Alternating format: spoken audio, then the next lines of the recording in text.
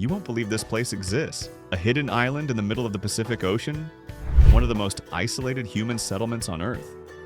A place so remote that planes can't land there, cruise ships don't visit, and even Google Maps can barely capture it. An island that only 50 people call home. This is Pitcairn Island, a volcanic rock rising out of endless blue ocean. A place untouched by time, surrounded by mystery, and known by almost no one. And today we're going to step inside this world to see how these 50 people survive, how they live, and what secrets this island still hides. To reach this island, the journey itself feels like entering another century. You first fly thousands of kilometers to the nearest airport in Tahiti or New Zealand. And from there, you board a slow supply ship. For days, you battle waves, storms, and the massive emptiness of the Pacific. There are no rescue boats nearby, no other islands in sight, just water as far as your eyes can see. And then, out of nowhere, a rugged green mountain rises from the ocean. Cliffs like stone walls, forests untouched by humans. Water so clear you can see the ocean floor beneath your boat. As you approach, the island feels like a secret world the Earth forgot to reveal. Most travelers never make it here. There are no resorts, no tourist guides, no docking port. Visitors must jump into tiny boats, guided by islanders who launch their longboats through powerful waves just to help you reach shore. From the moment your feet touch the ground, one thing becomes obvious. You are no longer in the modern world. Pitcairn Island is home to roughly 50 men, women, and children. Not 50 families, 50 people. A population so small, everyone knows each other's name and everyone's story. There are no supermarkets, no hospitals, no police station. There is one school, one tiny church, one tiny post office, and one general store that opens twice a week, only if supplies haven't run out.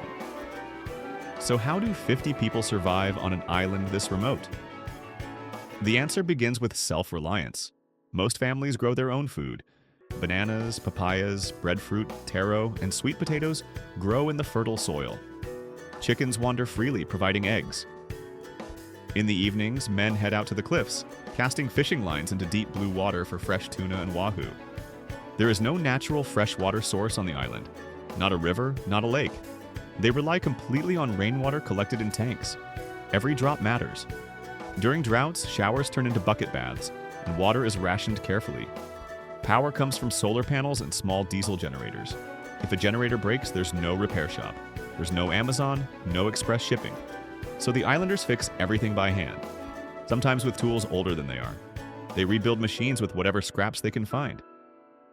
Here, an old piece of metal can become a life-saving tool.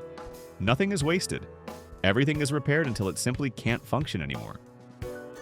And in a community this small, every person must wear multiple hats. One day you might be a farmer. The next day, you're the island's electrician, or the mechanic, or the cook, or the nurse. On Pitcairn, survival is a community effort. Everyone depends on everyone.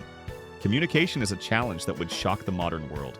There is no cell service, no mobile network, only a slow, expensive satellite connection that sometimes disappears when the weather turns bad. Emails take minutes to load. Video calls, almost impossible, and sometimes the internet simply vanishes for days. The only reliable way to contact the outside world is through radio calls and the post office, a tiny wooden room where mail arrives every few months, carried by the same supply ship that delivers food, medicine, and fuel. If someone sends a package from abroad, it may take weeks, or even months, to finally arrive. And if the supply ship doesn't come on schedule, whether due to storms, breakdowns, or funding issues, the island simply waits. But despite these challenges, the Pitcairn community remains close-knit, resourceful, and fiercely proud of their home. Yet the real mystery is how only 50 people ended up here in the first place. And that story is unlike anything else on Earth. It began in 1789 aboard the British ship HMS Bounty, a ship destined to become one of the most famous in history. After months of tension, harsh discipline, and brutal conditions, the crew finally snapped. Led by Fletcher Christian, a group of sailors rose up against their captain, William Bligh, in what would become known as the Mutiny on the Bounty. The mutineers seized control of the ship and cast Bligh and his loyal men adrift in a small open boat. The British Navy pursued them relentlessly. The mutineers knew they had committed an unforgivable crime, one that carried the death penalty. They needed a place where the British would never find them, a place no one visited, a place barely marked on maps, a place lost in the middle of the ocean. They discovered Pitcairn Island, a remote volcanic island almost invisible to the outside world. The maps at the time listed its location incorrectly, making it even harder to find. It was perfect. The mutineers landed on Pitcairn with a handful of Polynesian men and women. Knowing they could never return, they made a final decision. They burned the HMS Bounty to the ground, destroying their only way off the island, and ensuring no one else would ever spot it from afar. The smoke rose over the cliffs, marking the birth of a new hidden world. Life for the early settlers was brutal. There were conflicts, tragedies, and power struggles between the Europeans and Polynesians. Resources were scarce. Isolation was suffocating. Yet from these hardships, a new community slowly formed. Families, children, and generations that carried the blood of both cultures. Today, every person on Pitcairn Island can trace their ancestry back to those first few settlers, the mutineers, and the Polynesian men and women who became the root of the entire island's population. Their surnames, Christian, Young, Brown, Warren, appear in every graveyard, every house, and every family tree. But Pitcairn's secrets run deeper than its history. For centuries, the island's location kept it hidden from explorers, governments, and even pirates.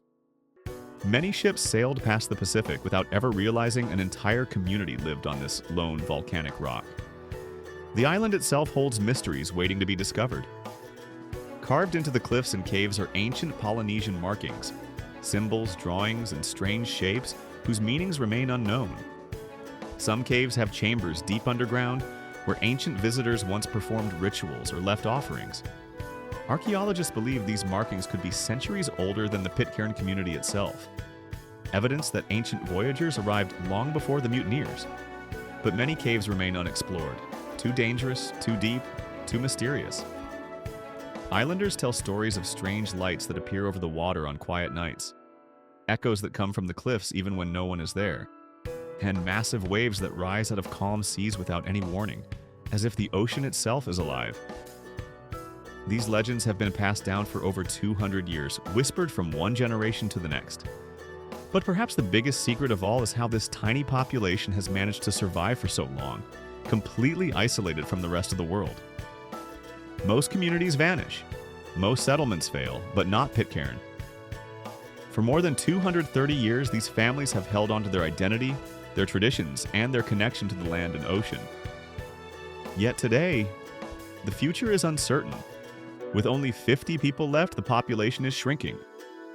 Young islanders often leave for education or work in New Zealand, and many never return.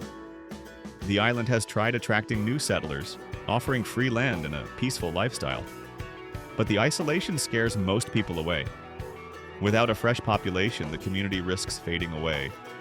Some fear that one day Pitcairn may become empty, a forgotten island with abandoned homes and silent forests, left only to the wind and sea. But for now, the people who remain continue living as their ancestors did, with resilience, creativity, and an unbreakable bond with this mysterious island. They wake each day to the roar of the ocean, climb steep paths carved by their great-grandparents, and pass on the knowledge that has kept them alive for generations. Their story is a reminder of something rare in our modern world, a place where time slows down, where technology can't dominate, where nature is still powerful, and where a small group of people, just 50 souls, have chosen to hold onto a life that almost no one else will ever experience. Pitcairn Island isn't just a place, it's a secret world, a living relic of human history, a community built on survival, mystery, and courage. And now, you've stepped inside the island that only 50 people call home, 50